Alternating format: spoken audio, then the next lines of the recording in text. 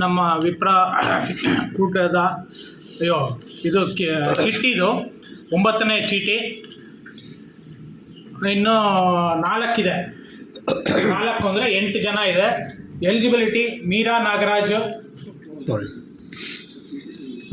ಮಾಡಿದ್ವಲ್ಲ ಆಗಲೇ ಅದು ಮಾಡಿದ್ವಲ್ಲ. ಸೊ 8 ಜನ ಇದೆ. ಈಗ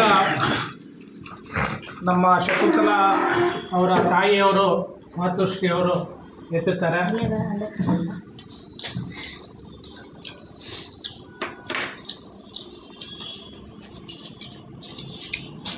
ಅನಂತಮೂರ್ತಿ.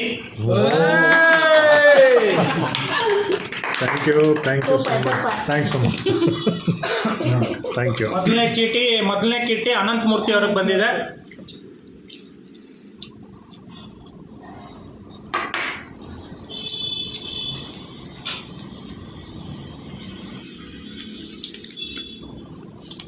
ಪ್ರಭಾವತಿ.